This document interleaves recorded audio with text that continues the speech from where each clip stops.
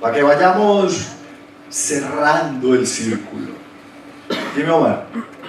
Pablo, ya que estamos hablando de biología de bacterias, hoy salió el colombiano una noticia en la que les voy a dar crédito, que en la ciudad unos investigadores encontraron 710 especies de bacterias semilletes de amil.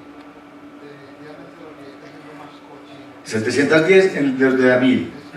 O sea que si vos haces una escala, en lo de 10.000 hay 7.500 especies. Bueno, pucha. Claro, si en el de 1000 vienen 750, en el de 10.000 vienen 7.500. Y los de 50.000, ay, pues, pucha, no toquen un billete de 50.000. Con guantes. Pero, Omar, si vos te revisas la saliva, ahí hay unas 2.500 especies de bacterias. Nosotros tenemos más bacterias en nuestra saliva que los perros. Ah, no, ahí está. O si no, ¿qué sería nuestra flora intestinal? ¿Qué seríamos sin las bacterias? ¿Qué seríamos sin las bacterias? Exactamente. Nosotros, como dice por ahí, no somos nada. No seríamos. Ya está. Ensayo para el examen. ¿Qué sería si? Oda a las bacterias. Bacteria de mi vida. Ajá. Origen de mi existencia. Bueno, pongan atención y pónganse serios, carajo. Ok. Vamos a cerrar el círculo hablando de lo que más nos fascina, de extraterrestres. Aquí están, pero el bobo de Armstrong no lo vio, pero lo vieron otros. Estaba asomadito por allá en la nave espacial, justo ahí, detrás de la bandera, detrás de la foto. Además, pues, es curiosísimo porque salió justo cuando ellos llegaron.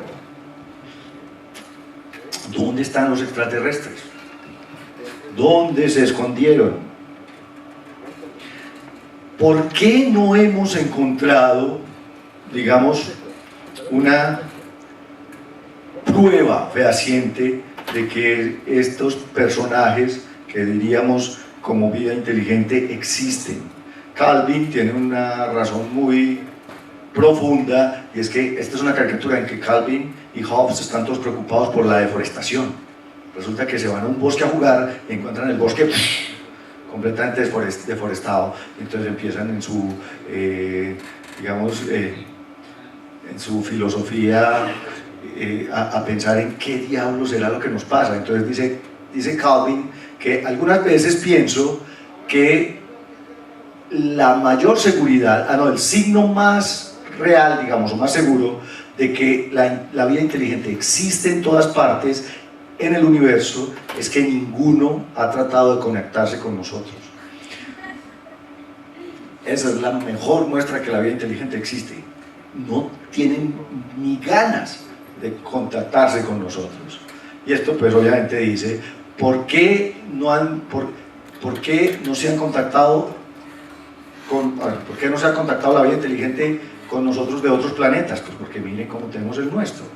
Entonces, digamos que nosotros mismos somos culpables de que no nos llamen, de que no vengan.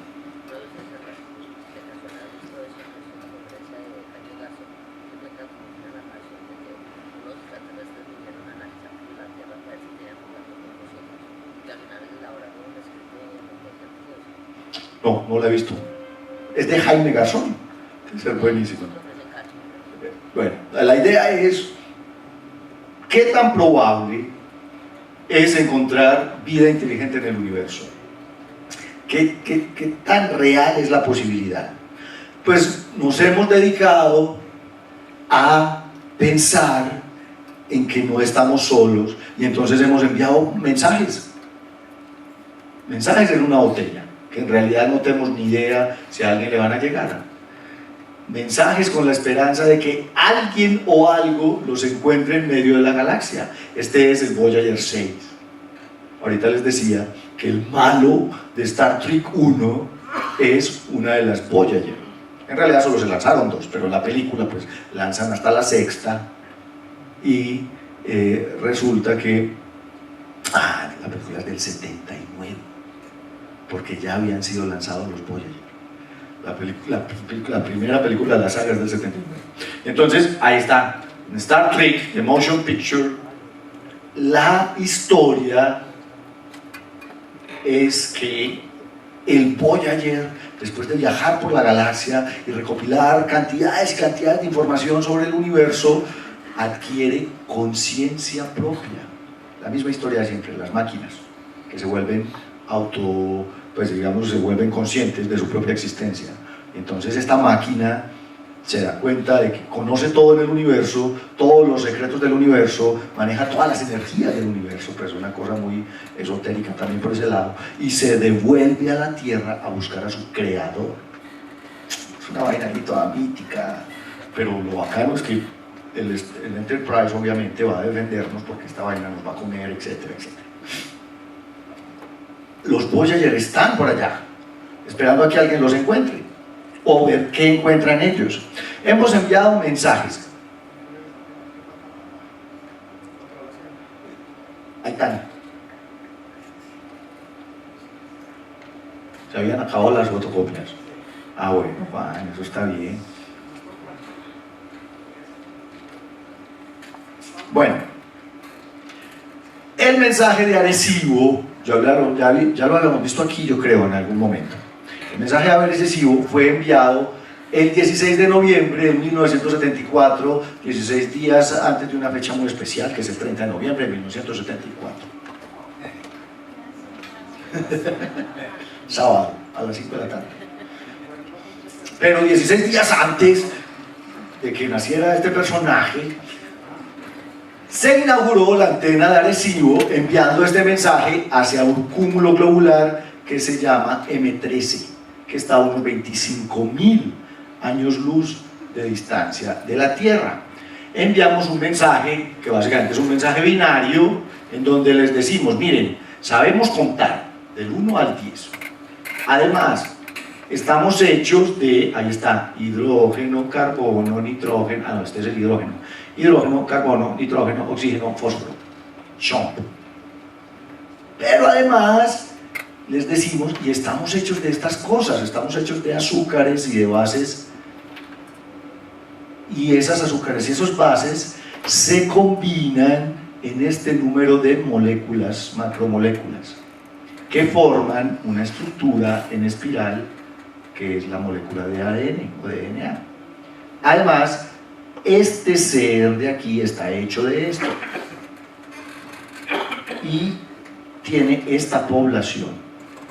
Este número obviamente es variable, pues ya cambió, o sea, son 7.000 millones. Y vivimos en este sistema solar y les mandamos el mensaje con esta antena. Sencillísimo, ¿no? O sea, si yo no les pongo las flechitas y la lista de cosas, ustedes todavía han entendido. ¿Ah?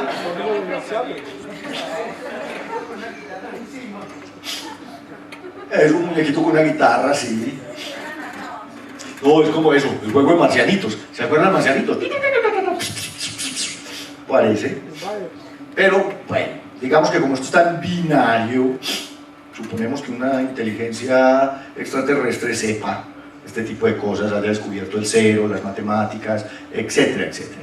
Pero este es un mensaje que enviamos teniendo la idea de que en el glóbulo M13, en el cúmulo globular de M13, hay algo que conoce el sistema binario y que tiene antenas de radio. Pero ¿saben qué es lo triste? Que la respuesta nos va a llegar como en 50.000 años. Claro, mientras viaja hasta allá, alguien lo recibe y no lo devuelve, no, 50.000 años y no sé, un par de semanas, mientras ellos deciden si es un mensaje benigno o peligroso. Dicen, no, estos todavía tienen Atari, nosotros ya tenemos Expo. Allá le pusieron a ese mensaje, wow. Como el wow. Allá la tienen, wow, ya. Ah, exacto. Ahora, estos sí que son mensajes en una botella. Aquí sí pusimos un mensaje en una nave espacial que dejó el sistema solar, de hecho en 2 naves, y suponemos que los extraterrestres van a saber qué les estamos diciendo. Las naves Pioneer 10 y 11 fueron lanzadas en el 72 y en el 73 y llevaban unas placas de aluminio cubiertas en un baño de oro. El oro no es porque sean muy elegantes, yo ya se los he contado, el oro es porque es un material muy resistente. Entonces, con el cuento de los micrometeoritos, de la radiación que podría dañar el material, pues se cubren de oro. Los cascos de los astronautas están cubiertos de oro. Por eso es que son tan caros. No, tienen oro, pero la mitad de la vaina es titanio, yo no sé. Pero los cascos de los astronautas están cubiertos de oro también. ¿Qué llevan las placas de las Pioneer? Las placas tienen símbolos de nuestra especie e información sobre el origen de esta nave. La idea, miren, uno siempre ha creído que fue idea de Sagan, no.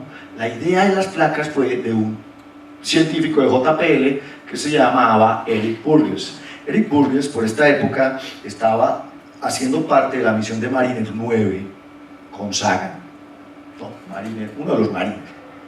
Sí, fue Mariner 9, que es, no, sí, creo que fue esa Mariner 9 que en 74 tomó las fotos de Marte. Pero la idea es que mientras discutían acerca de lo que iban a encontrar en Marte, Eric Burgess le dijo a Sagan, oiga, ¿por qué no aprovechamos que van a lanzar las Pioneer y mandamos un mensaje? ¿Quién quita? Y entonces Sagan, ahí mismo dijo, ¡listo! Fue y le dijo a la NASA, oiga, ¿me dejan mandar una plaquita en la nave? Listo, tiene 3 semanas, porque ya las iban a lanzar. En 3 semanas, Carl Sagan y Frank Drake diseñaron la placa y el dibujo final fue hecho por Linda Salzman, que es una de las esposas de Sagan. Yo no me acuerdo cuántas esposas tuvo Sagan. 3, esta es la primera, creo. Después fue Margulis y después Anne Ryan. Esta fue la primera esposa de Sagan. Bueno, ¿qué dice la placa? ¿O qué diseño establecieron en la placa? Lo primero fue, obviamente, unas figuras de nuestra especie. Hola, somos los humanos.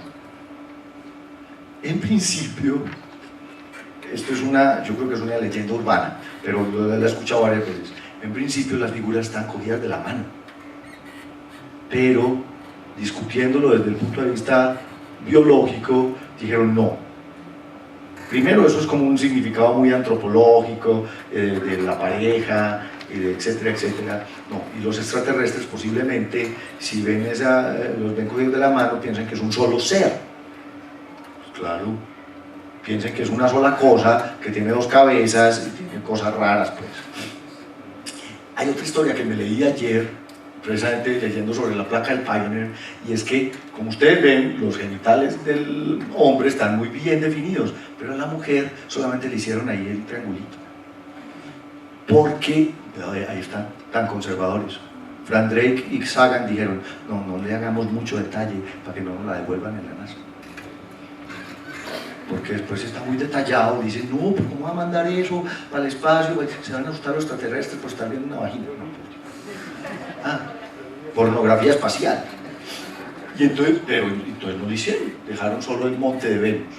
Muy chistoso. ¿Por qué? Pues porque era de Venus, entonces, etc. Ese sí es espacial. Obviamente, y dibujamos la nave a escala, para que los extraterrestres que encuentren la nave sepan de qué tamaño son estos seres que viven en este sistema solar y que enviaron la nave desde el tercer planeta. Y este sistema solar está aquí. Aquí es porque esto, aunque ustedes no lo crean, es un mapa de los pulsars de la galaxia que se conocían en 1973. Entonces, yo no entiendo, pero a Sagan se le ocurrió que los extraterrestres inteligentes deben saber dónde están las fuentes de radio más potentes de la galaxia. Y entonces él dijo, vamos a ubicar las fuentes de radio de la galaxia y nosotros estamos justo en el centro para que los extraterrestres sepan en dónde estamos con respecto a los pulsars. Y además digámosle que conocemos el átomo de hidrógeno y que sabemos que el átomo de hidrógeno tiene una transición hiperfina en donde cambia de spin y emite ondas de radio en 21 centímetros. De nuevo, si yo no les pongo flechitas, ustedes habrían entendido toda esa vaina. Este sí es muy claro. Eso, el sistema solar también. ¿Quién se confundió con el monte Venus? Ah, sí. Pero, bueno, de todas maneras, miren, así no se entienda algo, es lo que sucedía con nosotros cuando encontrábamos un jeroglífico. Cuando una civilización, una cultura, digamos, inteligente, encuentra algo como esto, inmediatamente vas a ver, hey, esto lo hizo alguien inteligente. O sea, uno sabe que los dibujos, los jeroglíficos en los templos egipcios los hicieron, hasta hablando por Dios, los hicieron personas inteligentes, seres inteligentes, a pesar de que al principio no sabíamos qué decían. Ahora sabemos qué dicen por el cuento de la piedra de Rosetta y, ¿cómo es que se llamaba? Champollion y todo este cuento, que descubrió un texto escrito en griego, en otro idioma, no recuerdo, y en egipcio. Y entonces, ¿cómo? Ese es el diccionario, la piedra de Rosetta. Pero igual, si ellos encuentran la nave espacial, saben que hay unos seres inteligentes que lanzan naves desde aquí, sin saber si conocen el hidrógeno siquiera, no sé, seguramente que sí. Los Voyager 1 y 2 son otro mensaje en una botella. Esto fue un nuevo intento de comunicación de nuestra especie que lleva discos magnéticos. Esta es la tapa del disco, o sea, por aquí, esto es por debajo, esto es por encima, que son de cobre, pero están cubiertos de oro de nuevo, con grabaciones de saludos y música de la Tierra, y fotografías también. De hecho, miren, les pusimos las instrucciones en binario de cómo usar el disco. Móntelo y reprodúzcalo a esta velocidad. Ahí dice que ese disco es de tantas revoluciones. ¿Se acuerdan de que habían de 45 y de 33? ¿Sí o qué? ¿A quién le tocaron los discos de acetato? A la mayoría. No. Alejo, ¿usted sabe qué es un disco de acetato? Sí. ¿Por qué? Porque su abuelito tiene. Ah, está. ¿Y en tu casa todavía hay tornamesa? En la finca hay tornamesa. ¿Y si los extraterrestres no tienen tornamesa? ¿Con qué diablos van a escuchar y ver? Porque estas son las instrucciones de en qué frecuencias deben ver los videos y las fotos. Pero eso es lo bonito de mandar mensajes que uno sabe. Uno no sabe, claro. Es como, wow, ¿será que son capaces de descifrarlo? Y de nuevo les dijimos, miren, vivimos aquí, esta es nuestra posición, y conocemos que el hidrógeno emite radio en 21 centímetros. Obviamente, uno puede pedir este disco, se lo mandan en CD. Se ganó un disco de oro en venta. O sea, el disco de oro del Voyager se ganó un disco de oro en ventas. Porque claro, usted, JP le escribe, paga con una tarjeta de crédito y le mandan el CD de Sounds of the Earth con todos los sonidos del Voyager, con todas las fotografías, etc. Hay música de Bach, de Beethoven, de los Beatles. Ahí arriba está, ahí se puede escuchar el himno, la experiencia de las Ah, ahí está, vea, Explora ya lo compró, el planetario lo tiene aquí. Ahí están todos los sonidos y las imágenes. Se puede piratear. Eso es gratis, hermano. No, aquí es gratis en el Paga la museo. entrada y ahí está. Bacán. Ahí están los sonidos de la Tierra, del Voyager. Pregunta. Question number 1.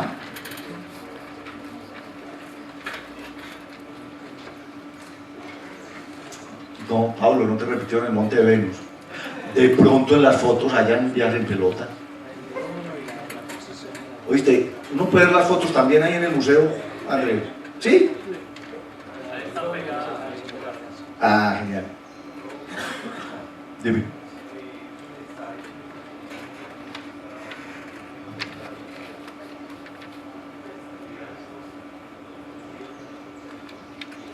Claro. Exacto. El infrarrojo. Pues porque tú solo puedes hablar de lo que conoces y asumir que si desarrollaron inteligencia probablemente tengan ventajas evolutivas como manos para crear herramientas, una visión, un cerebro, etcétera, etcétera. Digamos que es de nuevo un principio de mediocridad. La vida inteligente debe ser algo que funcione parecido a nosotros, sin decir cómo son ni realmente qué son, pero estamos pensando en eso exactamente. Esa es la idea. ¿Cuáles mensajes se repiten?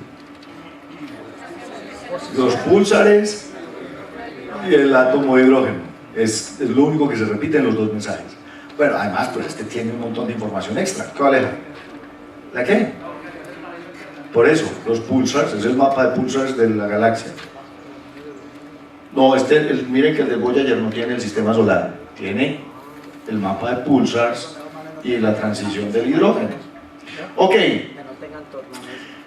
hay una paradoja muy famosa de los años 50, justamente planteándose esta idea sobre la vida inteligente en el universo.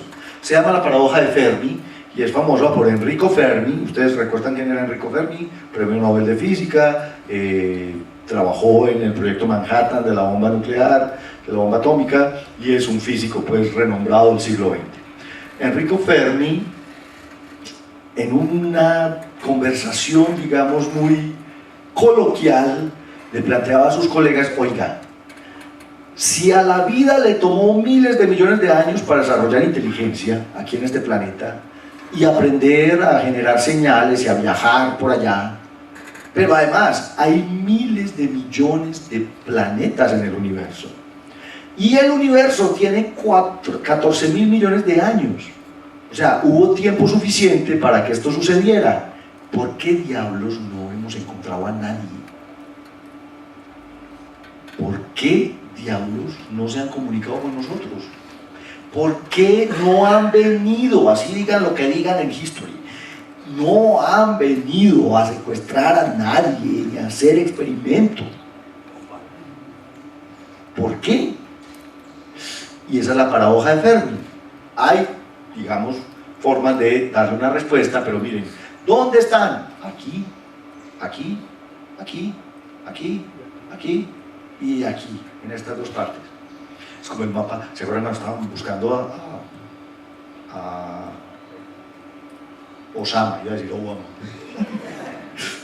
A Osama Bin Laden, justo después de las torres, que aparecían Pakistán, Afganistán, aquí no están, tampoco están, aquí están. ¿Dónde están? Ahí están. ¿Dónde están los extraterrestres? ¿Dónde está E.T.? En miles de millones de galaxias en el universo. Según Fermi, debió haber pasado suficiente tiempo para que hayan cosas como nosotros preguntándose por su propia existencia y por la existencia de otros como ellos. Pero bueno, pues digamos que esa es una idea que todavía no tiene respuesta. Una manera de tratar de calcularlo es la ecuación de Drake, famosa para todos, pero que en realidad no hemos calculado. Vamos a hacer el cálculo ya de la ecuación de Drake, con lo que sabemos hasta ahora. Juan, ¿qué vas a hacer? A sacar el tablero. Listo, saquemos el tablero.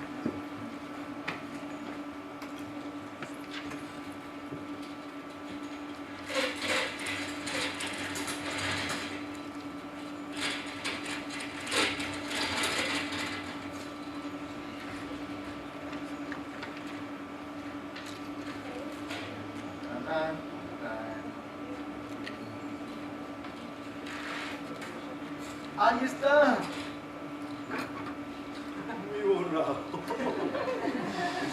Este es mío. Claro, es que era mi borrador magnético. Aquí no funciona, pero en los otros sí funciona. Ahí dice dónde lo dejé. Vea, le voy a hacer un cambio. Este es mi borrador. Y este que es mío, de poquita la encontré.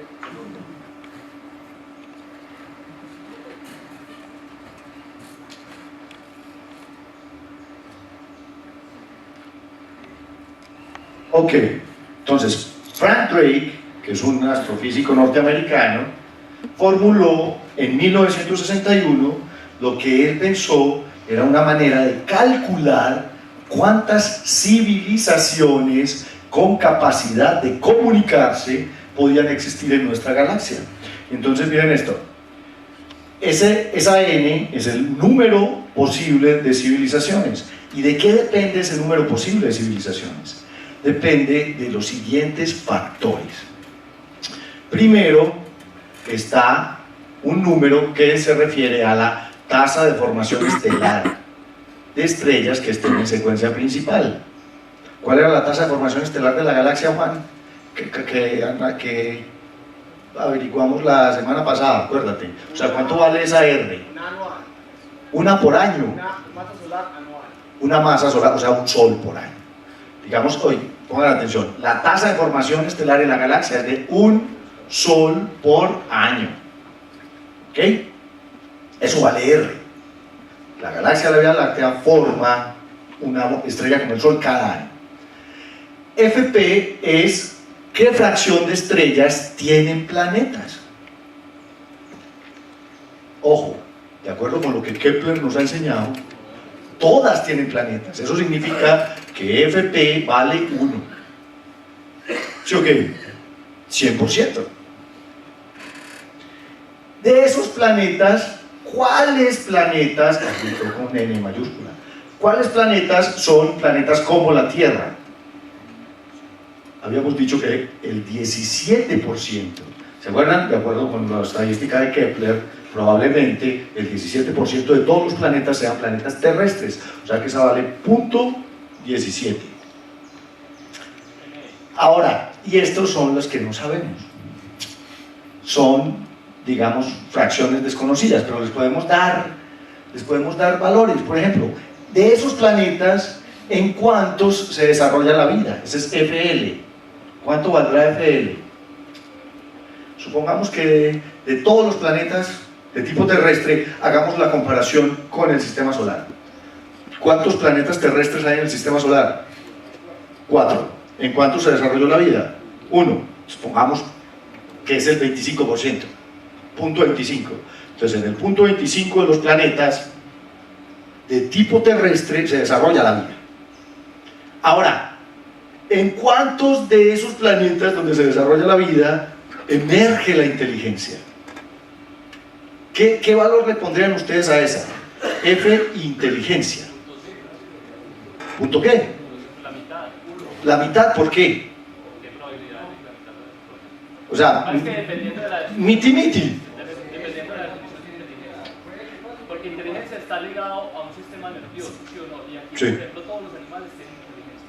Por eso, entonces, ¿por qué no? Yo diría que es 1. Yo diría lo siguiente, es mi opinión, pero vamos a discutirlo. Yo diría que siempre que surja la vida, esa vida va a terminar siendo inteligente. Pero si tenemos... Ojo, es que el pulpo Paul era inteligente, No, es inteligente, las vacas son inteligentes. Claro, pero estás hablando del sistema nervioso, pero si tenemos un planeta totalmente fotosintético, no necesita una inteligencia como la conocemos nosotros, la de nosotros. Entonces, bueno, entonces discutamos, ¿cuánto le quieren poner a esa fracción? Es que ahí está el detalle. Sebas, tú que eres biólogo, ¿cuánto le vas a poner? Yo le pondría 1, pero porque los datos que tenemos es todo lo que el tipo... Termina siendo inteligente. No, pero no que termine inteligente, sino que tiene al menos unas características que lo hacen responder ante el medio o a cambiar el medio de qué manera. Adaptación, evolución. Para mí eso es que las cianobacterias estén aquí después de 3.800 millones de años, es inteligencia. Pero eso es válido, pero si estás buscando que sea una inteligencia comunicativa, que es a lo que sigue. Es que esa es la fracción que sigue. Por eso. Bueno, listo. Entonces, en ese sentido sí vale 1. Ok. ¿Quién no está de acuerdo? Opinen. Por eso es que no votan y después se quejan de los presidentes. Uno tiene que tomar partido en estas cosas. ¿Vos qué crees? 1. Yo digo que todo lo que esté vivo tiene cierto rango de inteligencia, o sea, vale 1. Miren que esto no lo estamos inventando, obviamente esto es una discusión. Y ahora sí, de estos, ¿cuántos desarrollan capacidad de comunicarse? Eso significa cuántos se inventan la radio, cuántos descubren el espectro electromagnético. Dime, Pacho. Pero si es la fracción de planetas donde se desarrolla la inteligencia, el mismo número de planetas donde se desarrolla la vida. No, por eso. O sea, La vida 0,25 también. no, porque ese ya lo tuvimos aquí. O sea, mira que tú le vas poniendo la fracción que corresponde de la anterior. O sea, todas las estrellas tienen planetas. De todas esas, el punto 17 son terrestres. De ese punto 17, el punto 25 surge la vida. Y de este punto 25, entonces digamos todos, generan inteligencia. ¿Ok? Ahora, ¿cuántas de esas inteligencias son capaces de encontrar el espectro, o sea, de entender el espectro electromagnético y de generar ondas de radio? No, los pulpos son inteligentes y no generan ondas de radio, lo que decía ahorita Andrés. Las bacterias pueden ser inteligentes, pero no escuchan la voz de Colombia, porque son muy inteligentes. Entonces, ¿cuántos? Sebas. Si vamos, por ejemplo, como hablando en serio, conocemos que hay millones de especies, pero se estima que hay de 3 a 10 millones de especies. Una 10 millones. No, una 3 millonésima, que es lo que se estima, pero porque obviamente no tenemos datos, digamos, de donde vamos a ver. O sea que ese sería un factor No, Sebas, ¿sabes por qué no, Sebas? Porque es que no estás hablando por especie, y aquí el factor es por planeta. O sea, es la posibilidad de que comunicación al menos una especie. desde el punto de vista de generar ondas de radio. No, por eso, ondas de radio, tecnología. Esta comunicación se refiere a desarrollar Yo tecnología. le pondría el 50%, o sea, de que sí o de que no. ¿Sabes por qué? Porque es que Sebas está hablando es por especie, pero Sí. esta fracción es por planeta, no por especie. O sea que de todas las posibilidades que se están cocinando en un planeta, al menos una sea capaz de desarrollar la tecnología comunicativa.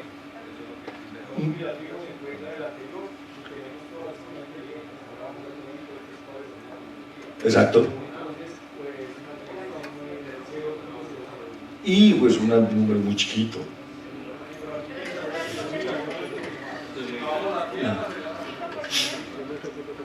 Si pensamos en la Tierra, sí. O sea, si se desarrolla la inteligencia, alguna de esa inteligencia, pensás vos, Pablo, va a terminar desarrollando tecnología.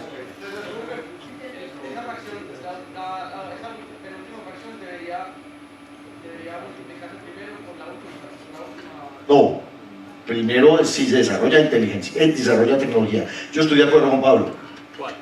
Yo pienso que donde haya vida inteligente, esa vida va a terminar de alguna manera desarrollando tecnología. Yo estoy de acuerdo.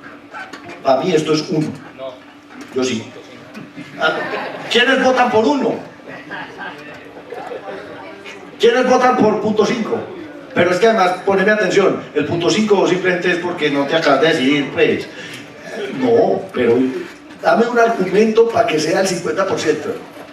Porque, ojo, si fuera el 50%, eso significaría que en este planeta no habría tecnología. Claro, pero hasta qué tipo de tecnología, porque si tenemos en cuenta eso, los neandertales llegaron a un punto en el que se extinguieron. Sí, Otra vez, Juan, tecnología, o sea, estoy hablando de celulares. Así de sencillo. No, de tecnología comunicativa. Especies que desarrollan celulares, radios, iPhones, computadores, naves espaciales. El analfabetismo lo cuenta. Pablo, pero entonces sería el 50% porque si tengo 2 especies de humanos, una solamente sobrevivió para tomar tecnología. Ese es un buen argumento. Claro, ahí está. Mira, ese es un buen argumento. Hubo 2 especies inteligentes en este planeta y una no alcanzó. Bueno, por ese lado le creo a Juan. Pongámosle punto 5, pues. Ahí está. Me acabaste de dar un buen argumento. Ahora, la última de las variables es la más compleja. Pongan atención. Porque resulta que L es cuánto tiempo sobrevive una civilización con capacidad de comunicarse sin auto. Exactamente. ¿Hace cuánto que nosotros tenemos capacidad de comunicación? ¿En qué año se inventó la radio? 1900. Hace 110 años. Pablo, pero ¿qué comunicación? ¿Ah? ¿Qué comunicación local No, otra vez, Juan. Ondas de radio, celulares, microondas, televisión, HD, esas cosas. ¿Ah? Ondas hertzianas. Esto, miren, esta inteligencia comunicativa significa produzco hertz. Eso es. Porque esos hertz van a empezar a viajar. O sea, ¿ustedes se acuerdan de Contacto? Claro. ¿Cuál es la señal que detectan en Vega en la película? La primera transmisión por satélite, qué pelota. La primera transmisión en directo por televisión de la inauguración de los Juegos Olímpicos de 1936. Que por satélite. Pero puede ser más efectivo comunicarse por láseres que por ondas de radio. Igual, antes de tener láser, vos tenés que tener radio. Así de sencillo. No estoy hablando de la efectividad. Estoy diciendo, usted ya tiene la capacidad de comunicarse, listo, ya entró en la fracción. Primero gatea y después camina, exacto, ahí vamos. Ahora entonces pensemos en esto. Llevamos 110 años de capacidad comunicativa. Y en el 63 casi nos acabamos con la crisis de misiles de Cuba. En el 82, con la elección de Reagan, casi nos acabamos. Porque el señor quería montar bases de misiles nucleares en la Luna. Si no es por Gorbachev y su lunar en la cabeza, estaríamos destroyed. Y ahora, con la guerrilla chechena, estamos a punto. Número de dictadores locos que tiene cada civilización. Ahí está. Esa es una fracción importante. Pero miren, de hecho Drake estuvo en un congreso de astrobiología que se hizo en Montevideo hace un par de años, y él dijo, haciendo una estadística, y por ejemplo, no solo es guerra, sino contaminación, calentamiento global, lo que nos preocupa a los seres humanos, porque obviamente las bacterias no están preocupadas por el calentamiento global, pero nosotros estamos calentando el planeta a tal grado que podemos perder la capacidad comunicativa. Ojo, ni siquiera está hablando de extinguirse como especie, está hablando de, pucha, se acabó la civilización como la conocemos. Eso es de lo que estamos hablando. Drake decía que ese lapso de tiempo debe ser del orden de los 300 años. Habría que escuchar mucho mejor los argumentos, pero usemos la que nos dio Drake. Él dice que son 300 años. Es muy poquito, ¿sí o qué? Ahora sí, si ustedes multiplican todos esos números, Juan, ¿cuánto nos da n? Pero pongan atención, este n se está calculando solo teniendo en cuenta la tasa de formación. Yo podría tener en cuenta todas las estrellas de secuencia principal. 6.375. 6. ¿Qué?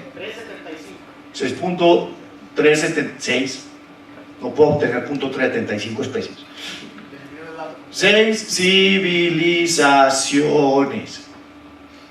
En este instante, o sea, justo en este momento, esas son civilizaciones contemporáneas en la galaxia, porque si yo quiero saber cuántas en total, entonces tendría que tener en cuenta, Juan, a ver si te encuentras esta fracción, cuántas estrellas de secuencia principal hay en toda la galaxia.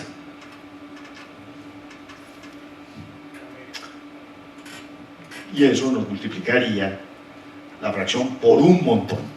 Pero entonces miren, dependiendo, sobre todo, digamos que cuáles son las fracciones más críticas. Esta.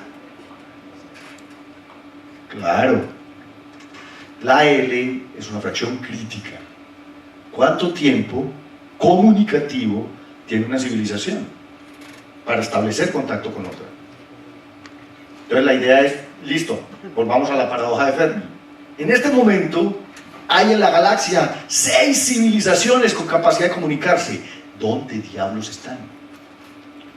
De hecho, ahorita discutíamos que muchos científicos plantean como Hawking que deberíamos quedarnos calladitos y no buscar, ¿cierto? No buscar porque de pronto viene, ¿sí o no? Ajá, Entonces, y qué maluco, yo por ejemplo no estoy como es de maluco que lleguen sin avisar. Yo no estoy de acuerdo con eso porque igual, una vez llegue el mensaje, lo más probable es que nosotros ya no estemos aquí. Eso es, porque primero, o sea, una respuesta, ojo, esto es una respuesta a la paradoja de Fermi. Sí, tenemos capacidad de comunicación, pero es que la comunicación se tarda más de 300 años en ir de una estrella a otra. Si vos repartís 6 civilizaciones en toda la galaxia, nosotros estamos aquí y las otras 5 están a 30 o 40 mil años luz de distancia de nosotros. O sea que, bailas. No los vamos a oír. Alejo, te estás rascando. Yo lo vi así. Miren, pero de nuevo, esto es simplemente una proporción. Si vos cambias la tasa de formación, si cambias los valores aquí, obviamente eso cambia. El problema con la ecuación de Drake es el que acabamos de tener nosotros. ¿Cuánto valen esas benditas? Digamos que estas son observacionales y estas las hemos hecho a partir de la estadística de la galaxia, pero a partir de ahí todas estas son desconocidas.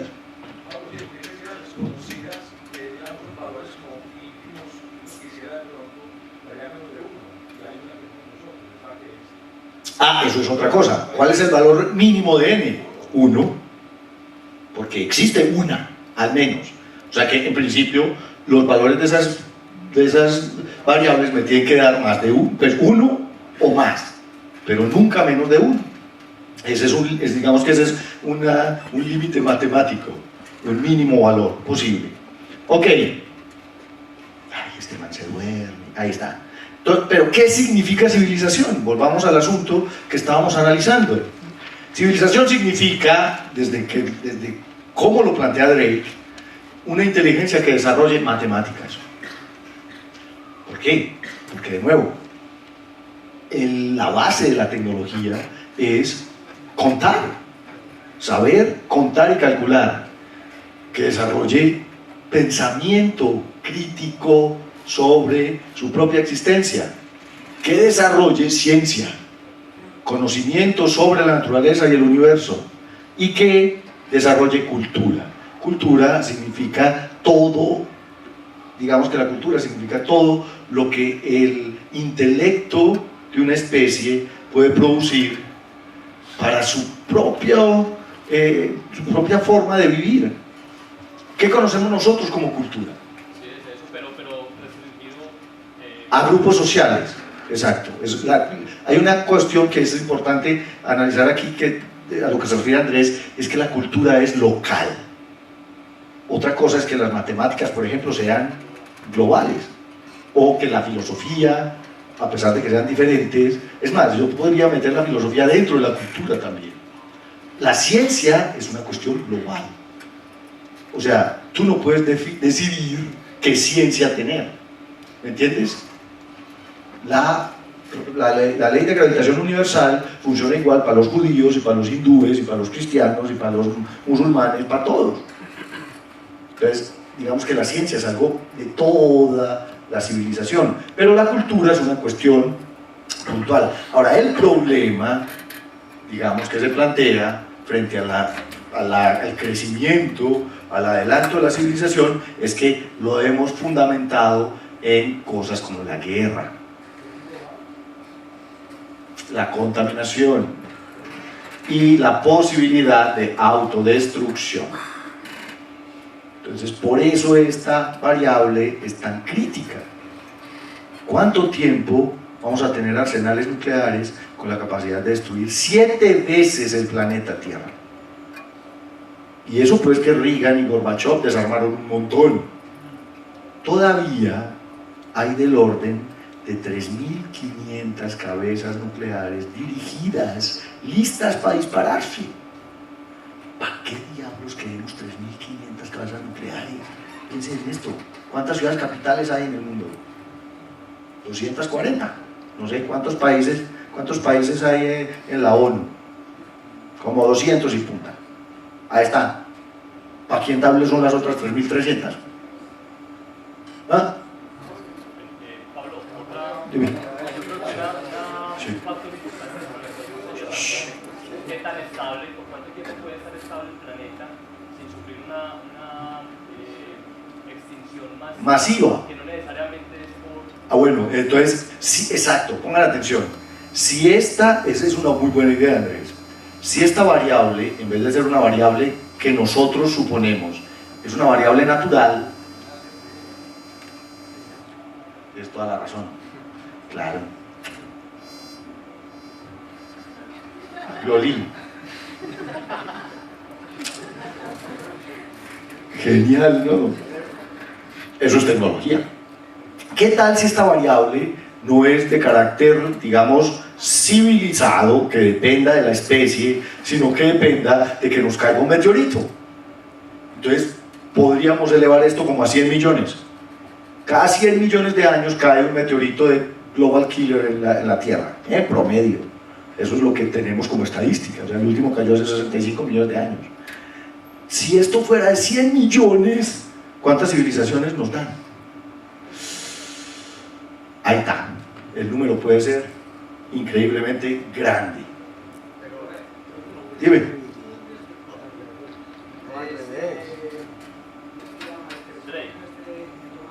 Kepler.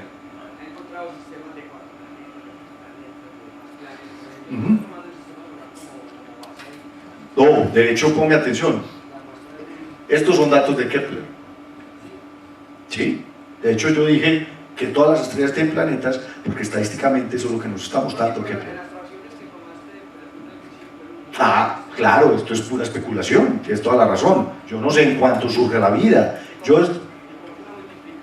Por eso, pero de nuevo, la ciencia solo puede hablar de lo que sabe, no de lo que no sabe. ¿En cuántos planetas rocosos en este sistema solar surgió la vida? En uno de 4. La única estadística que tenemos es 25%. Porque yo podría ponerle el valor que me dé la gana, pero digamos que otro valor, el único valor que le estamos poniendo a esto es el que nosotros podemos calcular. Ahora, es igual que el punto 5 de la comunicación.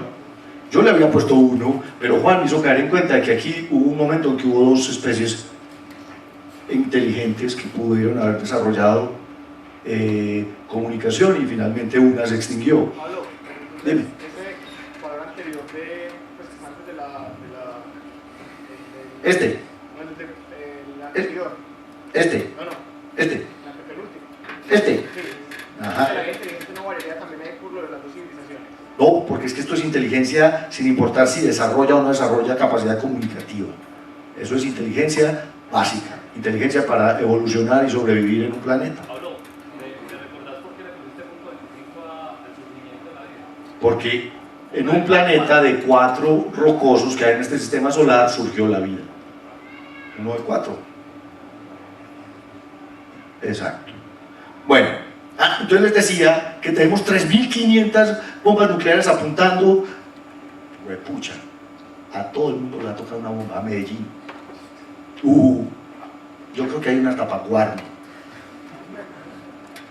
Pues con 3.500. ¿Ah? ¿Qué? Aquí como vemos la sede para todo. Queremos la sede para la próxima explosión nuclear.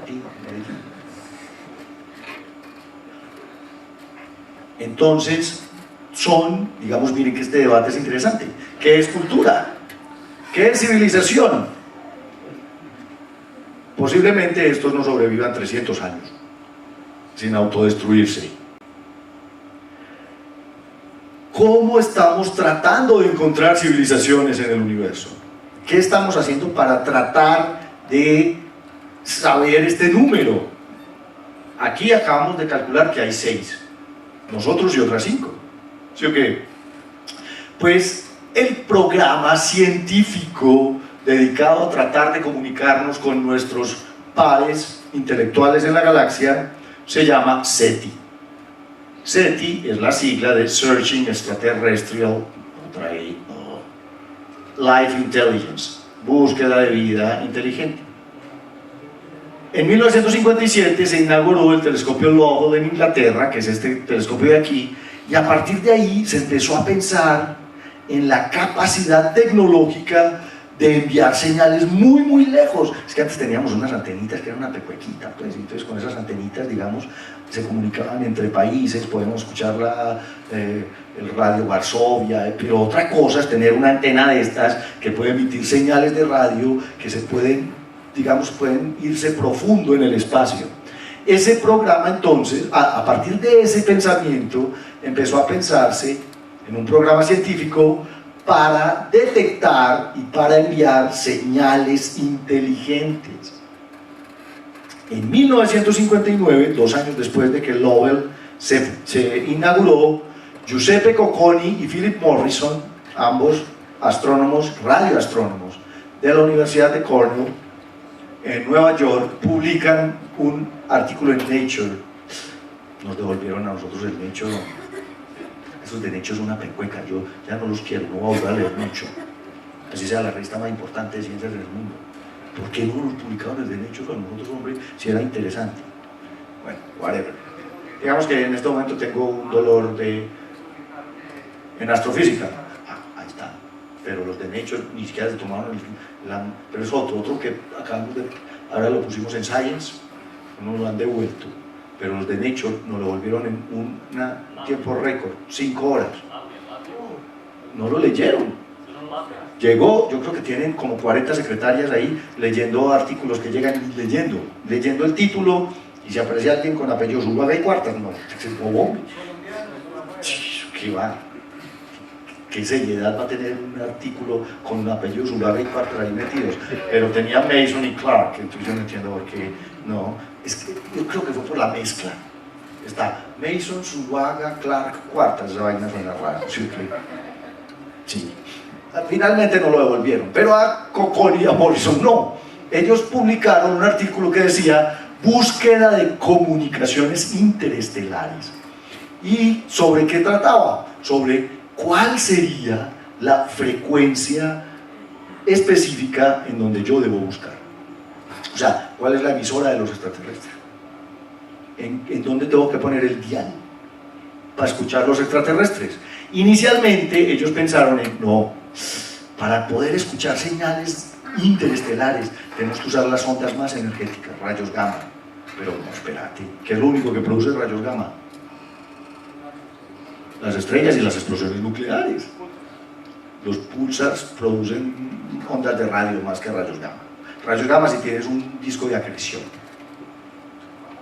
Los quasars porque tienen un agujero negro supermasivo, etcétera, etcétera. Pero para la atención, exacto, si yo quisiera rayos gamma, no, eso es muy complicado. Después fueron un poco más inteligentes y dijeron, no, microondas.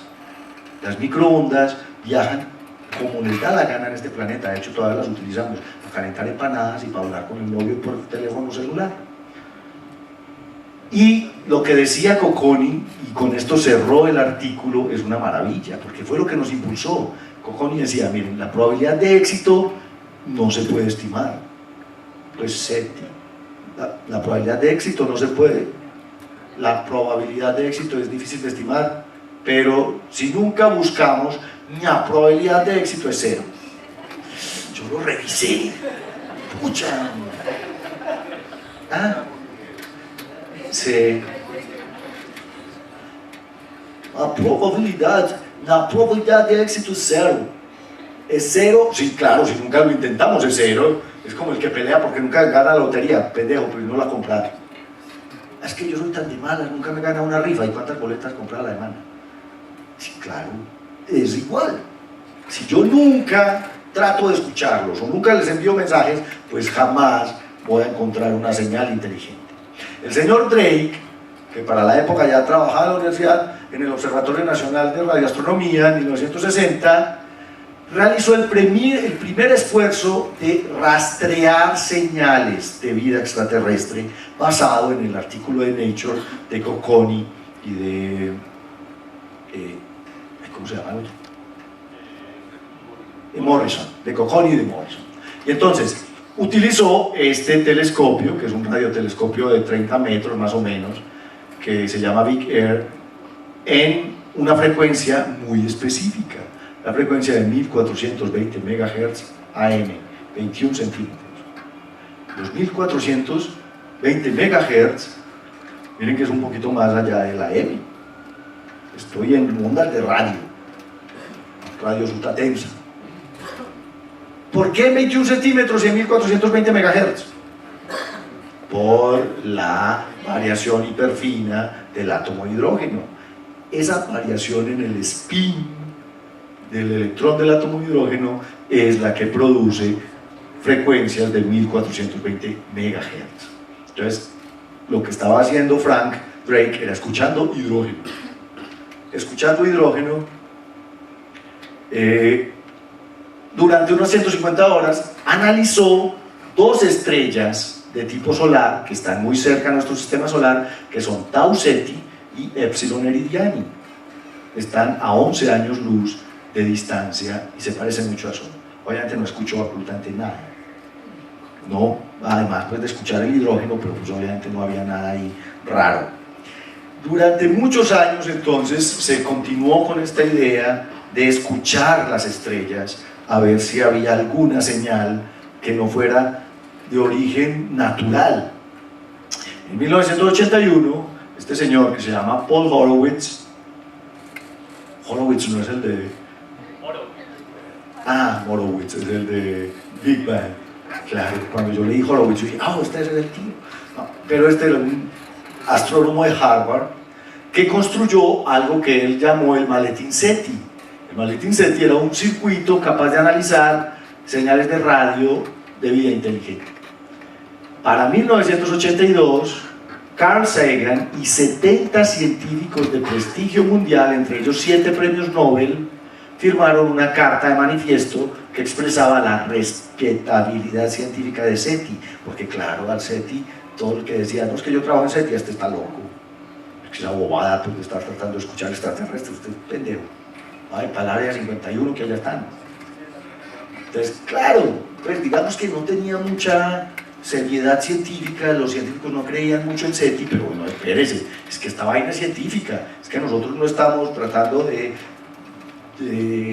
ver ovnis o de que nos secuestren, etc. No, estamos analizando señales de radio del universo para ver si de pronto se nos aparece una señal que no sea de origen natural.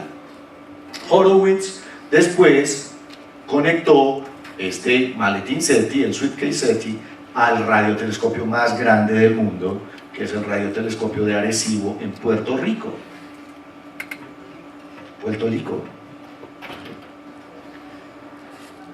De nuevo, también en 1983, Horowitz instaló en la antena de 26 metros del observatorio Oak Ridge de la Universidad de Harvard el maletín SETI. Entonces lo tenía instalado en Arecibo y además lo tenía instalado en Harvard, con una capacidad de rastrear 131.000 canales al mismo tiempo. La idea es ampliar el rango de señales que yo podía analizar simultáneamente. El proyecto se bautizó Sentinel, basados en una novela de Arthur C. Clarke que se llama El Centinela, que justamente es una historia de comunicación con seres extraterrestres inteligentes, con inteligencia extraterrestre. Miren, para 1985, después de haber triunfado con E.T. el extraterrestre, Steven Spielberg donó $100.000. Bien, Steven Spielberg le dio $100.000 al programa SETI, y con ese programa se actualizó el maletín de Horowitz y aumentó de 130.000 a 8 millones de canales. Pues pucha, aumentamos 80 veces la capacidad de análisis de señales. Genial. Y cambiaron el nombre al proyecto META, Mega Channel Extraterrestrial Array.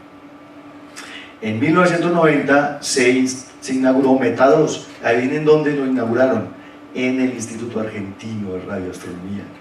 ¿Tú sabías eso, Mona? Mira, los argentinos están trabajando en SETI desde 1990, pero no han escuchado nada, solo tango. Claro, aquí se deben meter todos los tangos de Argentina. Lo triste es que se necesita dinero porque se necesitan antenas muy grandotas. En 1992, por fin, convencimos a la NASA y al Congreso de los Estados Unidos de apoyar el proyecto SETI. y la NASA decidió donar 10 millones de dólares, o sea, le dio presupuesto. Tengan, tenemos 10 millones de dólares para este año, para SETI. Eso es un montón, imagínense, si con 100 mil dólares que les dio Spielberg montaron 8 millones de canales, con 10 millones pues podemos escuchar más. ¿Sí o qué? Más dólares, más canales. Y se inició un proyecto que se llamaba Microwave Observing Project, proyecto de observación de microondas. Y además un Sky Survey. ¿Qué es un Sky Survey? Es poner el telescopio a observar todo el bendito cielo, todo el cielo, a ver qué escuchamos. Y estaba a cargo del centro Ames de la NASA y el JPL, obviamente, utilizaban una red de antenas que se llama el Deep Space Network, que tiene 34 metros de la NASA, y escuchando frecuencias de entre 1000 y 10.000 MHz y algunas frecuencias selectas por encima de las 25.000 MHz. Y también se inició el Targeted Search desde Arecibo, trabajando en conjunto con el Deep Space Network, buscando señales de entre 1000 estrellas de tipo solar en un radio de 100 años luz de distancia, frecuencias de 1000, 3000 y 10.000 MHz. O sea que ahora si nos pusimos las pilas, pucha, tenemos plata, vamos a buscar extraterrestres. Estos manes nos van a llamar en 1992, nos van a llamar, estamos felices porque teníamos con qué trabajar, pero ahí está. Señor Papa Bush necesitaba plata para su guerra con Irak, y entonces, no, córtale el chorro a los extraterrestres, no más plata. Y entonces en 1993 el Congreso canceló el proyecto SETI y entonces se inició el proyecto SCOI, que era la búsqueda de inteligencia en el Congreso.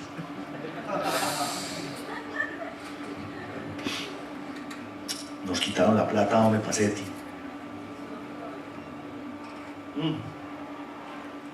Y esa sí, no, es más inoficiosa, exactamente. Menos probabilidad de encontrar inteligencia en el Congreso que en el universo. Y eso que esto es en el Congreso de los Estados Unidos, imagínense aquí. Aquí se llamaría búsqueda de honestidad en el Congreso. Ah, ¿cierto?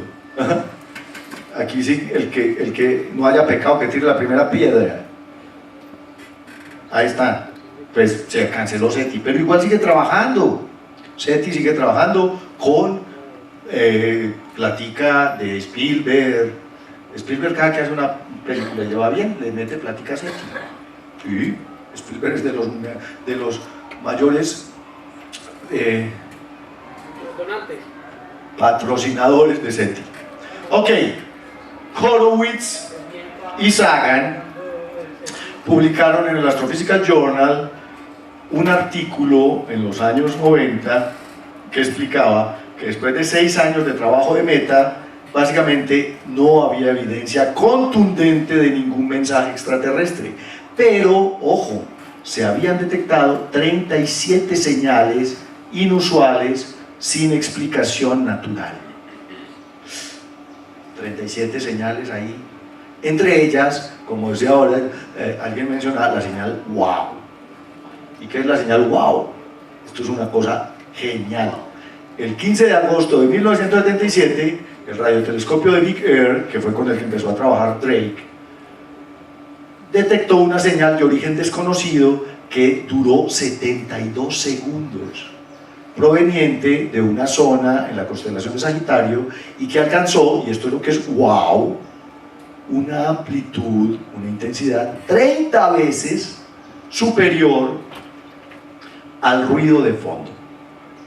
Lo mejor es que la señal estaba justamente en los 1420 MHz. Miren esto, entre 1420.35 y 1420.45 MHz. ¿Saben cómo se llama una señal que uno pone justo en un ranguito de frecuencias? ¿Cómo se le llama una señal metida en un rango de frecuencias? Se llama FM, frecuencia modulada.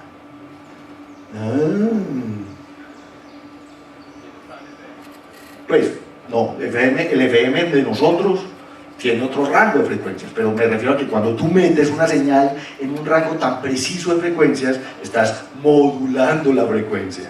Pero además estás modulando una frecuencia que es justo la frecuencia del hidrógeno, pero además la estás amplificando 30 veces. Huepucha, ¿y saben qué es lo más triste? Que esto fue por la noche, y entonces no había nadie en el bendito radiotelescopio. Esto lo anotó el astrónomo cuando llegó por la mañana y encontró aquí el dato de, yo me imagino que cada cosa de esta significa 1420 MHz, amplitud 30, whatever. Pero él la marcó, ¡wow! No lo volvimos a escuchar. Eso es como una llamada de claro. Entra una vez en la vida. Ustedes le pueden repetir una llamada en claro, dése por bien servido.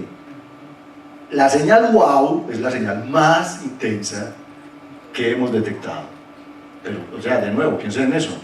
Una frecuencia modulada alrededor de la frecuencia de emisión del hidrógeno con una amplitud 30 veces mayor a lo normal. Qué lástima, hombre, no hemos vuelto a escuchar esta emisora. ¿Qué está haciendo hoy SETI? SETI utiliza un arreglo de antenas que está a 450 kilómetros al norte de San Francisco, que se llama el Allen Telescope Array, el arreglo de telescopios Allen. Aquí hay varias de las antenas que se supone es un proyecto de unas 350 antenas que trabajan en las microondas especialmente, y que por ahora ha estado trabajando con 42 antenas desde el 2007.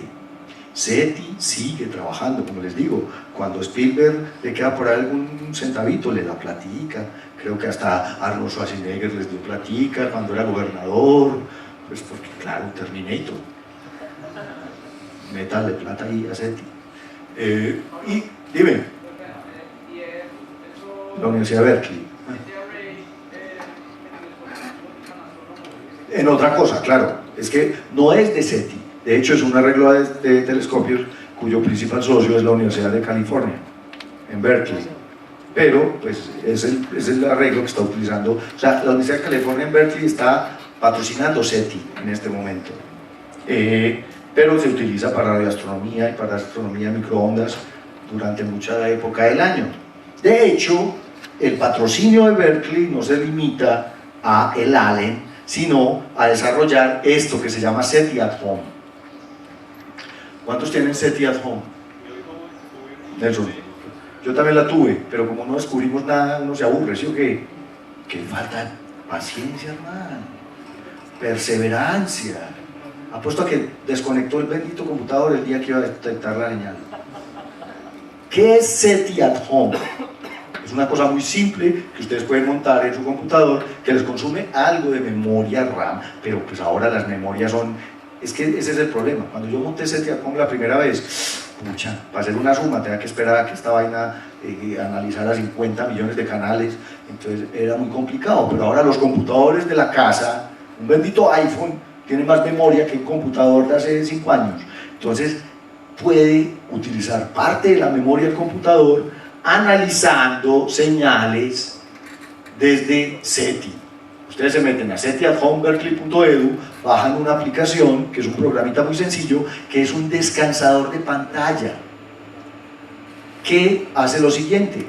El descansador de pantalla, pues obviamente funciona, empieza a funcionar cuando ustedes no están trabajando, pero siempre que el computador esté trabajando y siempre que el computador esté conectado a internet, el computador, el programa se conecta a SETI en California y baja datos, analiza datos y devuelve el análisis.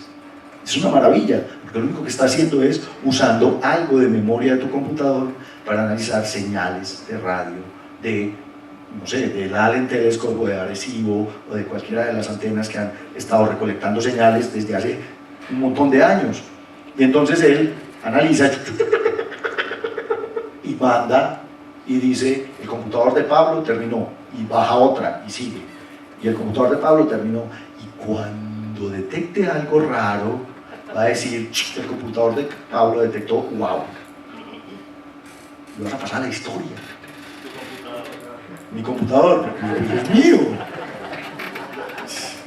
Vas a pasar a la historia, eres quien los escuchó por primera vez. Eso debe ser genial, ¿no? Yo les juro que también lo quité porque me estaba volviendo obsesivo. Yo dejaba de trabajar para que apareciera el descansador de pantalla y ver las transformadas de Fourier funcionando ahí. decía, ahí viene, esta es. No, pues qué va, no hay nada de esas vainas, porque tú ves, estos son señales utilizando una transformada de Fourier para ver si encuentra picos en cierta frecuencia. Y yo, oiga, ¿qué tal pues? Eso ni con la pornografía. Porque hay gente que se vuelve adicta a esa vaina con el computador. No, yo paraba de trabajar para que apareciera SETI at Home. Obviamente nunca encontré nada. Pero yo lo voy a volver a instalar SETI at Home en el computador de la oficina. Por ejemplo, está prendido todo el día el computador de la oficina. Ahí hay 8 horas de trabajo para SETI. El computador que ustedes van a la asesoría lo van a hacer en un computador. Sí. Pero la idea es hacer un supercomputador para poder correr modelos. Pero puede ser, Sebas, ya que lo sabes, cuando te sentes en la sala, montada SETI at Home. Dale, o sea, nada nos cuesta. Montemos SETI at Home. Posiblemente lo detectemos. Pregunta number 2.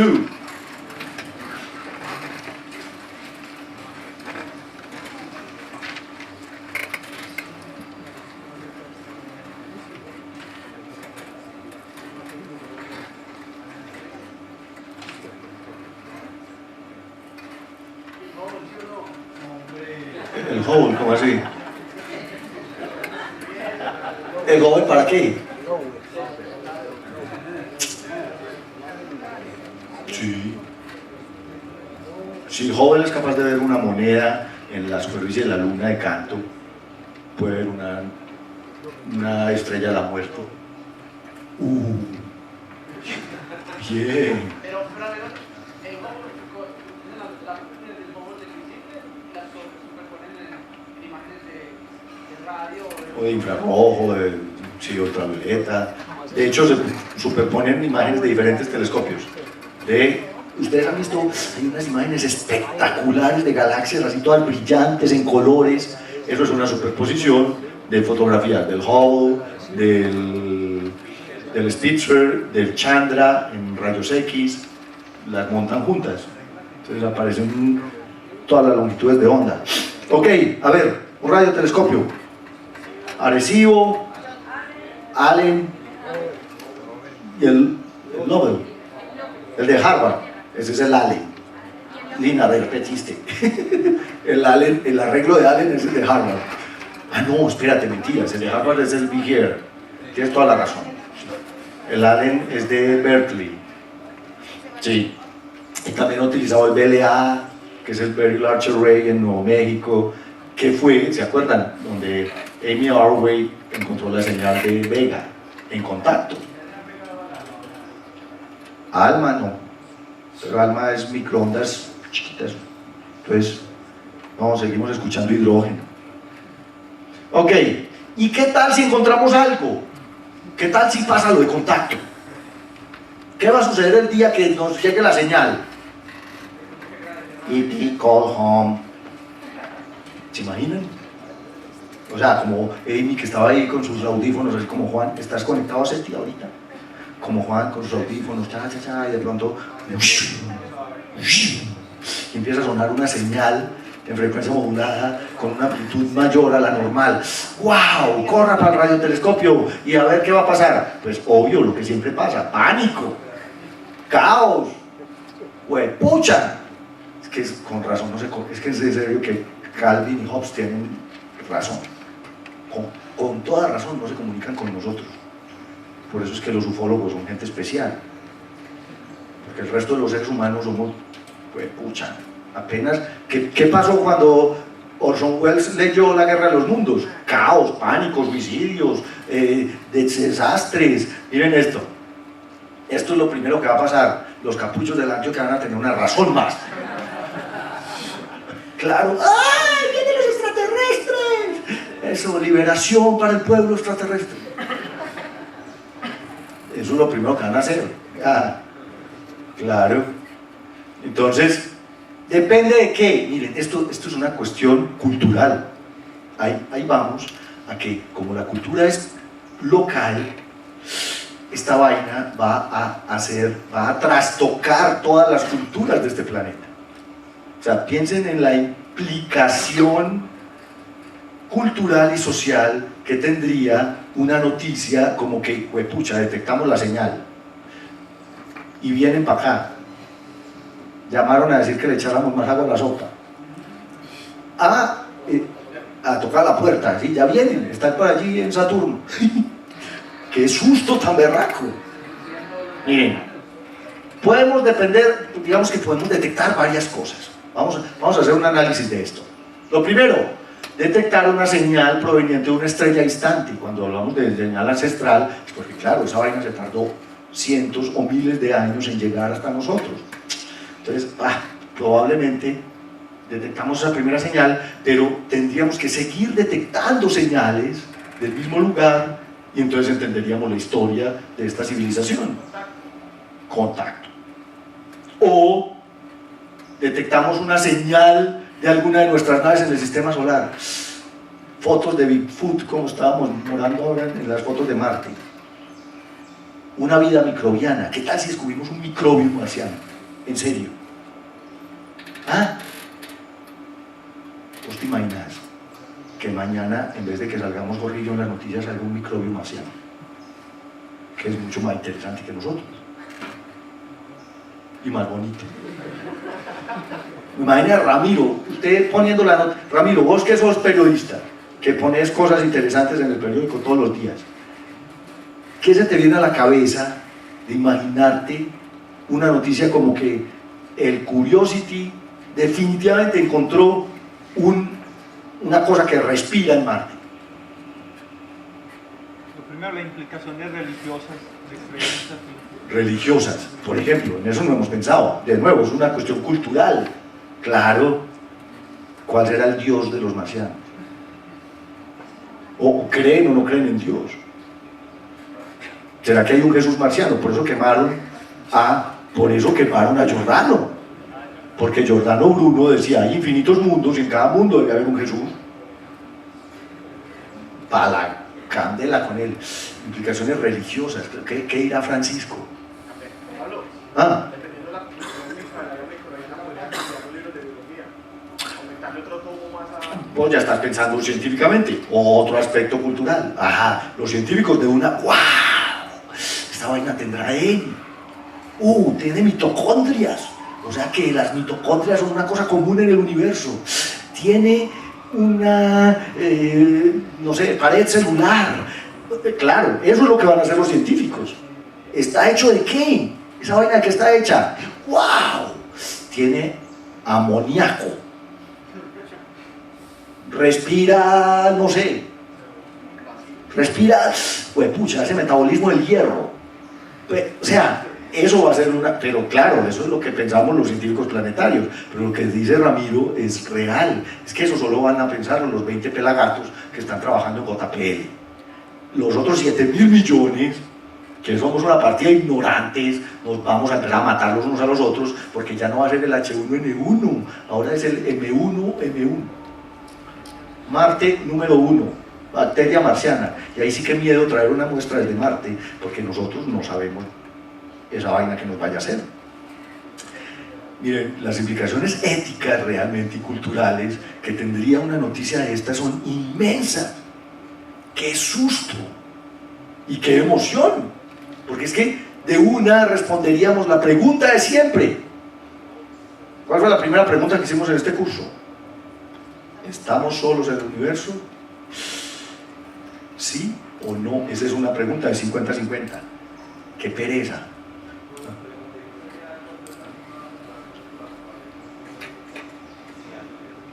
Vos sos de los que creen en el complot. Área 51, pues. El libro azul. Pablo, pero hablando en serio. Sí. Hablando en serio, obviamente esa información la va a querer... Es muy seria. Es política, ¿no? Claro. No, y tienes toda la razón. Ustedes vieron Impacto Profundo.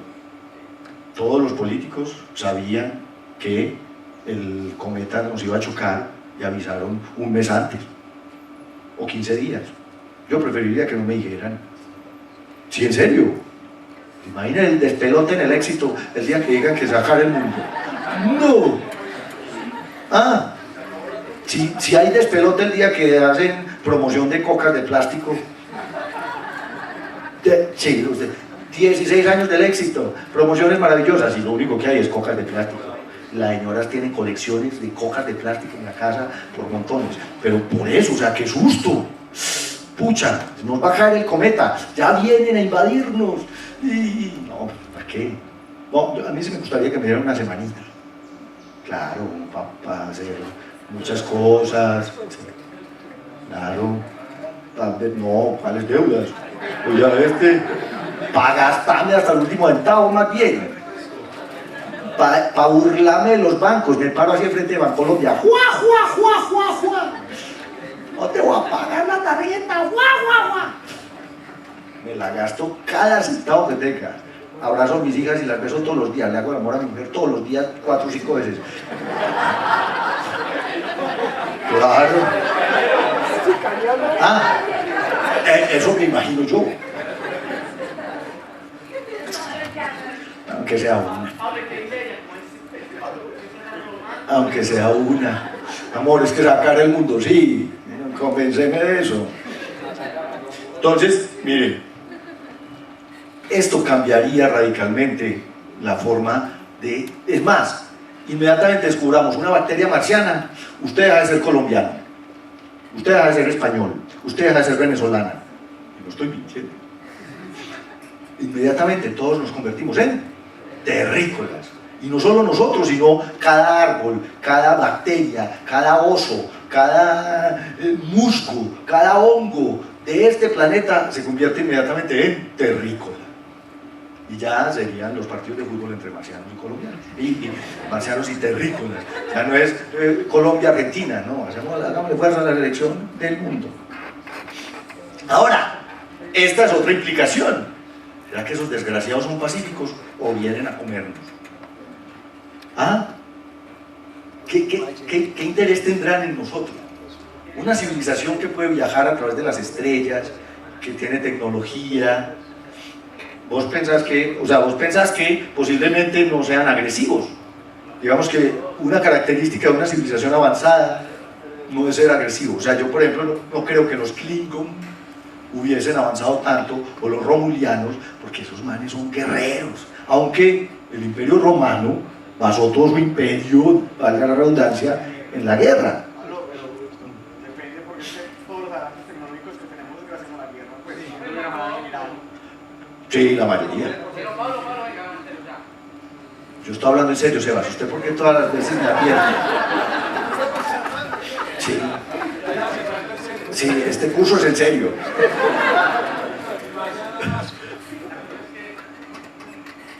Las probabilidades de que atraviesen estrellas o que vayan estrellas tienen que hacerlo, que tienen una meta, no necesariamente que sean malos, pero las probabilidades son las que si realmente lo hacen. Algo, sí, claro, algo quieren, algo están buscando. O sea, claro, miren, si son producto de la evolución, lo más probable es que todavía tengan un complejo R en su cerebro que los hace competitivos, que los hace machos alfa, todo ese tipo de cosas. Puede ser una analogía, puede ser el interés que tenemos nosotros en estudiar hormigas. O en buscarlos a ellos.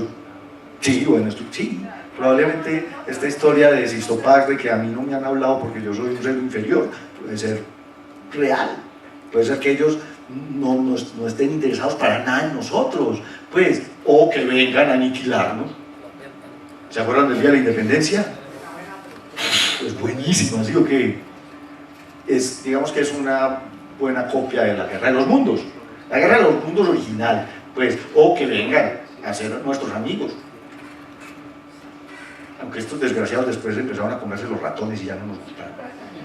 ¿Se acuerdan de ver la batalla final? El alien es tu amigo, sí, cómo no. Pero no, ¿se acuerdan de otra que se llamaba Alien Nation? Que era una serie, es buenísima. De unos que tenían pequitas como los leopardos, que eran calvos, que tenían 2 corazones y que no se podían meter al mar porque la sal era como ácido para ellos. Esa era buenísima, porque ellos vinieron a convivir con nosotros, eran colonizadores. Eso es otra posibilidad. O existe la posibilidad de, en serio, que nos vengan a comer, como estos se querían comer a Tom Cruise en estos días. Ojalá se hubieran comido. Al Distrito 9, que los segregamos y los metemos en una, ¿cómo es que se llama esto? En un gueto. Si ustedes vieron Distrito 9, es buenísima también.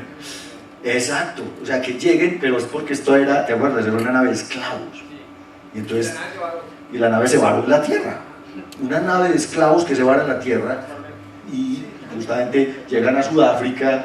Además es otra cosa, pues es toda una parodia del apartheid, es buenísima. Esa película es genial. Bueno, entonces ahí está. ¿Serán pacíficos o vienen a comernos? Stephen Hawking dice, mejor no los llamemos. Stephen Hawking está en contra de SETI, está diciendo, apaguen esa vaina, que apenas nos escuchen se van a venir. Muerto del susto. Pero él debería pensar más bien en que si vienen, posiblemente lo paren de la silla. Sus manos deben tener la tecnología para pararlo de la silla. ¿Cómo serán los extraterrestres? Nosotros tenemos mucha imaginación. A mí me gusta suponer extraterrestres que no se parezcan a nosotros. Esto realmente es una cosa antropocéntrica, antropomórfica. A mí me parece mejor el alien. ¡Wow! El alien es una especie espectacular, ¿no? Es un depredador galáctico. ¿Ah? Es genial, por eso es que era la máquina de guerra perfecta. Imagínense, ahí no hay un tiburón que valga nada. El alien era lo mejor del mundo. O me gustan los de Toy Story. O sea, estos vienen a comernos, estos vienen en paz. We come in peace. Claro. ¿Se acuerdan que decía la garra? Era genial, ¿sí o qué? Oh, esos extraterrestres son los mejores. Pero nosotros ya conocemos, dime.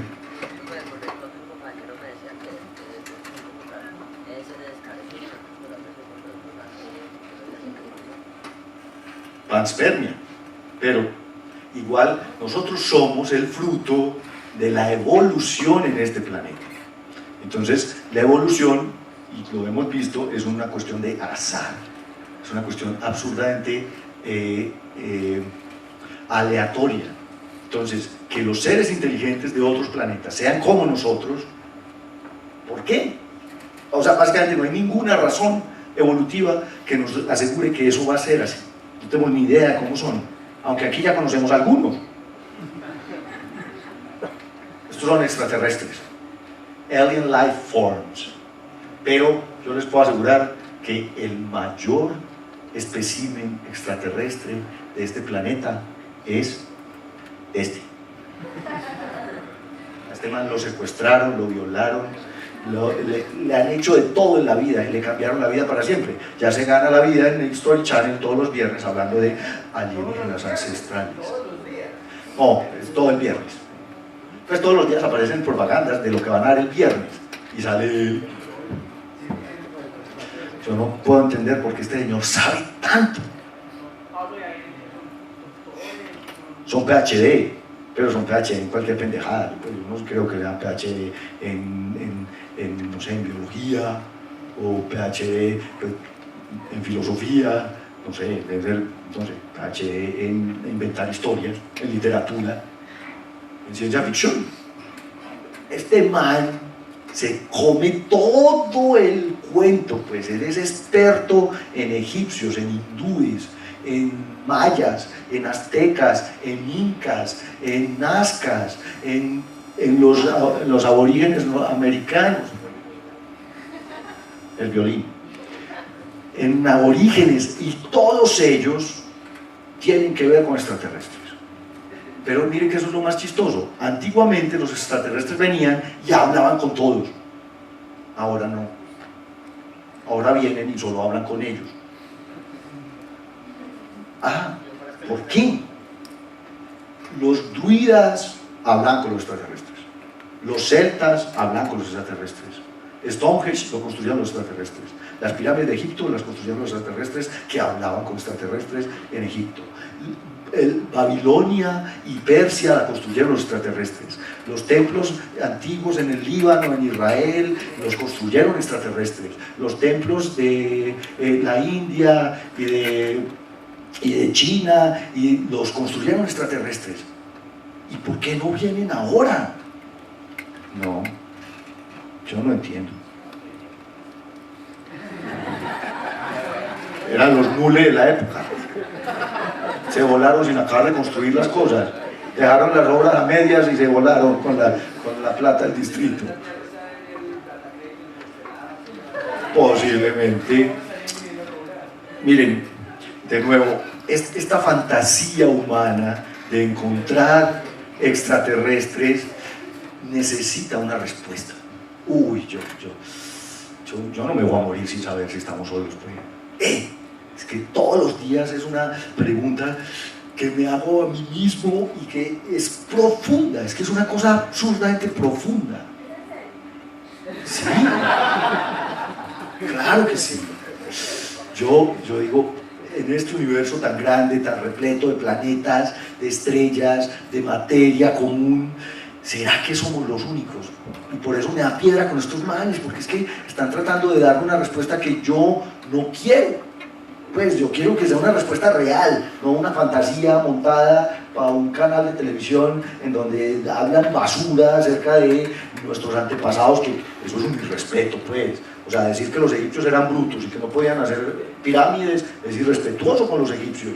Y decir que los aztecas eran unos idiotas que necesitaban que vinieran seres superiores a enseñarles a construir calendarios es un irrespeto con la especie humana. Empezando por eso. Y entonces estos benditos ufólogos son irrespetuosos con nuestra especie, porque nos consideran inferiores, porque nos consideran estúpidos, porque piensan que nosotros no podemos hacer nada de esas cosas. Pues que la gente se siente estúpida y inferior. Ese es un problema, de hecho es un complejo. Yo les puedo asegurar que todas las personas que piensan que pueden ser descendientes de los seres superiores del espacio es porque definitivamente tienen un problema de autoestima. Sí, pues no sé. Esto ya sí es muy personal, pero a mí eso me parece que pues no tiene razón de ser. El ser humano, junte 4 o 5 genios egipcios a que diseñen una pirámide, lo único que necesitan es geometría, y después denles 40.000 esclavos y se la arman en 20 años, ya. ¿Para qué necesita usted ayuda de los seres de otro mundo para construir la pirámide en Keops? No, a eso se necesita un tirano, semidios como el faraón, para que latigue a toda esa gente y trabaje. Pero de resto, ¿por qué? O sea, los indígenas Nazca son una cultura maravillosa del Perú, que adoraba el cielo y creaba constelaciones como lo hacemos nosotros y observaba el cielo. ¿Por qué diablo necesitaba hacer un dibujo de un mico gigantesco para adorar a no sé quién? Para señalarle dónde tenía que aterrizar. Pendejo, hombre. Eso es lo que a mí me duele de alguna manera. Me duele que estas personas me estén dando la respuesta equivocada a la pregunta que siempre me he querido responder. Ahí está. Ustedes, para terminar, respóndanse esto. ¿Qué van a hacer el día que lleguen? Que llegue. Que lleguen. Sí.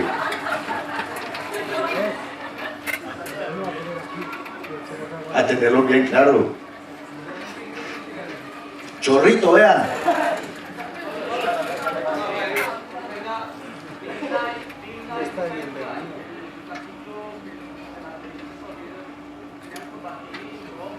Sí, alguna vez lo vi. Sí.